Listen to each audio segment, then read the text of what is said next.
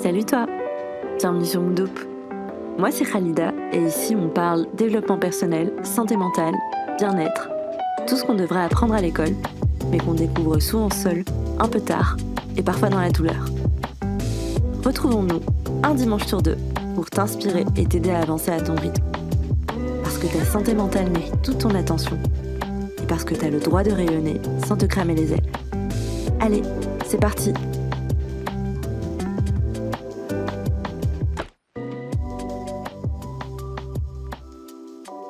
Aujourd'hui, j'ai envie de te parler d'une relation qu'on oublie trop souvent. Une relation qui pourtant façonne tout. Ton travail, tes amours, tes choix, ta paix intérieure. Je parle de ta relation avec toi-même. Pas celle que tu montres aux autres, celle que tu vis dans le silence, entre deux pensées. Quand tu fais une erreur, quand tu te regardes dans le miroir, quand personne ne te voit. Alors aujourd'hui, je te propose un rendez-vous. Un rendez-vous avec toi-même. Alors, pose ton téléphone, ferme les yeux si tu en as envie, et viens t'asseoir avec moi dans cette conversation essentielle. Bon, déjà, posons les bases. L'estime de soi, c'est pas juste se trouver jolie ou se sentir confiant, confiante dans une réunion. C'est la fondation sur laquelle tu construis tout. C'est la valeur que tu te donnes. C'est comment tu te perçois, comment tu te traites, même quand personne ne te regarde. C'est cette petite voix intérieure qui te dit chaque jour je mérite d'exister, je mérite d'aimer et d'être aimé. Le chercheur Maurice Rosenberg a résumé l'estime de soi en 2 questions simples. Est-ce que je me sens capable ? Et est-ce que je crois que je mérite d'être aimé ? Ces 2 dimensions influencent énormément de choses dans nos vies.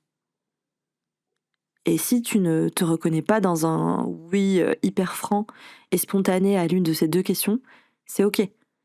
Beaucoup d'entre nous passent une grande partie de leur vie à chercher des preuves à l'extérieur, des validations, de l'amour. C'est pas un échec. Il faut voir plutôt ça comme un signal. Un appel, un signal à revenir à soi. Parlons maintenant de l'amour de soi. L'amour de soi, c'est ce qui reste quand le monde te laisse tomber. C'est pas une routine à suivre, c'est une attitude radicale de loyauté envers soi-même. C'est je suis là pour moi, même quand je me sens au plus bas. C'est la manière dont tu te parles quand tu te rates. C'est ta capacité à ne pas te juger trop vite, à ne pas te punir pour chaque faiblesse. L'autocompassion, c'est une force, pas une faiblesse. Si tu veux en apprendre plus d'ailleurs sur l'autocompassion, n'hésite pas à lire Christine Neff. C'est une chercheuse en psychologie qui a d'ailleurs un super blog. Donc c'est self-compassion.org et il y a vraiment des contenus super utiles pour travailler son autocompassion. Il suffit juste par contre de parler anglais ou alors tu peux très bien utiliser le traducteur directement sur ton navigateur. Et ces études justement le montrent clairement. L'autocompassion, c'est finalement, et ce regard doux que tu peux avoir sur toi, rendrait les gens plus résilients, moins stressés et plus heureux. C'est pas un luxe, c'est vraiment une pratique vitale. Mais du coup, pourquoi c'est si difficile d'avoir une bonne estime de soi ? Pourquoi c'est si facile de se critiquer et si dur de se valoriser ? Mais parce que finalement, tout autour de nous nous pousse à croire qu'on n'est jamais assez. On a été conditionné à croire qu'on n'est jamais assez. Quand on est enfant, ado, on n'est jamais assez sage, pas assez performante, pas assez cool, pas assez mince. Et une fois adulte, c'est autre chose. On n'est pas assez stable, pas assez organisé, pas assez productif. Bref, jamais assez. Et à force, on a fini par intérioriser ce bruit et à l'intégrer. On s'autoflagelle, on doute, on se compare, et parfois on se sabote, sans même s'en rendre compte. On reste dans une relation moyenne, on n'ose pas quitter ce job, postuler à un nouveau, on baisse les bras dès qu'on fait une erreur. Mais ce que je veux te dire par là, c'est que ce regard sur toi, tu peux le changer. Pas en te forçant à positiver, hein, pas du tout, ça j'y crois pas une seconde, mais en construisant petit à petit un lien un peu plus doux avec toi-même. Et tu sais quoi? Le cerveau ne fait pas la différence entre une insulte qu'on reçoit et une insulte qu'on se répète intérieurement. Imaginons que tu es en réunion. Tu fais une remarque et personne ne réagit. Moi, je vois deux scénarios possibles. Si tu as une estime de toi solide, tu vas penser, bon bah, c'est pas très grave. J'ai peut-être pas été super claire, mais ça arrive.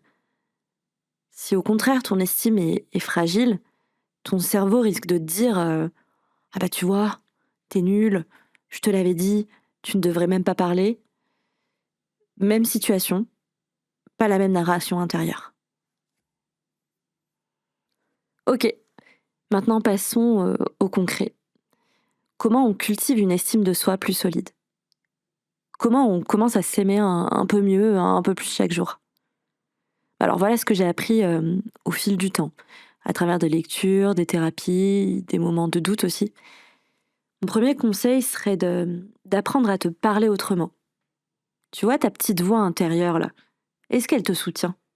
Ou est-ce qu'au contraire elle t'enfonce? Essaye de l'écouter et demande-toi, est-ce que je parlerai comme ça à quelqu'un que j'aime? Si la réponse est non, change de ton. Tu le mérites. Je te propose un petit exercice. Pense à une situation où tu ne t'es pas senti à la hauteur. Puis, imagine que c'est ta meilleure amie qui te le raconte. Tu lui dirais quoi? À elle. Et si tu te le disais à toi? N'hésite pas aussi à célébrer les petites victoires. Tu t'es levé, t'as appris quelque chose, t'as pris une vraie pause, t'as osé dire non. C'est pas rien. C'est une preuve de présence à toi. Et c'est super précieux. Et reviens à ton corps. Bouger, respirer, dormir, marcher sans but. J'ai découvert le professeur Michel Lejoyeux dans le podcast In Power de Louise Aubry. Et il le dit super bien. Le cerveau va mieux quand on est bienveillant avec soi-même. Et cette bienveillance, elle commence par honorer ton corps. Apprends également à bien t'entourer. Certaines relations, parfois grignotent ton estime sans que tu t'en rendes compte. Tu as le droit de dire stop, de poser des limites. Tu ne dois pas t'abîmer pour garder quelqu'un dans ta vie. Jamais. J'aime bien aussi prendre le temps de noter 3 choses par jour. Ce que j'ai aimé, ce que j'ai ressenti, observé. Juste ça, le faire régulièrement, ça change la perception qu'on a de sa propre vie. Et puis, souviens-toi que tu es déjà digne. Pas quand tu seras plus ceci ou moins cela, maintenant tel que tu es. Tu n'as rien à prouver pour mériter l'amour. Tu es déjà assez. Et si tu sens que tu n'y arrives pas seul, demande de l'aide à un ou une psy, un ou une thérapeute, une personne de confiance, un cercle de parole. C'est pas une faiblesse, bien au contraire. C'est un acte de soin. Tu sais, moi aussi j'ai cru que l'amour allait venir de l'extérieur. J'ai attendu qu'une autre personne m'aime assez fort pour recoller les morceaux. Mais ça ne marche pas comme ça. C'est quand j'ai arrêté de me trahir, quand j'ai dit stop à ce qui me faisait mal, quand j'ai appris à me parler comme à une amie très précieuse, que tout a changé. Et à ce moment-là, les relations autour de moi ont changé aussi. Mais c'est pour le mieux. Parce que je ne me contenterai plus jamais des miettes. Et tu sais quoi, récemment, j'ai regardé un film un peu kitsch, j'avoue, sur Netflix. Ça s'appelait The Life List. C'est une petite comédie romantique comme on les aime, très années 2000. Et il y a une scène où le personnage principal, justement, partage 4 questions simples pour savoir si c'est la bonne personne. Donc, je te l'ai dit parce qu'elles m'ont pas mal marquée. La première question, c'était est-ce que je peux être moi-même avec cette personne? Ensuite, elle se demande si cette personne est vraiment gentille avec elle. Donc, est-ce que ma ou mon partenaire est vraiment gentil avec moi? Est-ce que il ou elle me soutient et me tire vers le haut? Et la dernière question, donc c'était est-ce que je peux l'imaginer comme étant parent de mes enfants? J'ouvre une parenthèse. Je sais très bien que celle-ci ne parlera pas à tout le monde, mais voilà, vous voyez un petit peu l'idée. Et ce que je me suis dit, c'est que c'est pas juste valable pour l'amour de couple, quoi. C'est aussi une super grille de lecture pour l'amour qu'on se porte à soi-même. Alors, je m'en suis inspirée et je te propose trois autres questions, version relation avec soi-même. Moi, la première qui me venait en tête, c'était est-ce que je suis un espace de sécurité pour moi? Est-ce que je suis ma propre safe place? Et ensuite, est-ce que je me respecte? Est-ce que je respecte mes besoins et mes limites? Et est-ce que je ressens plus de paix que de doute quand je suis seule avec moi-même?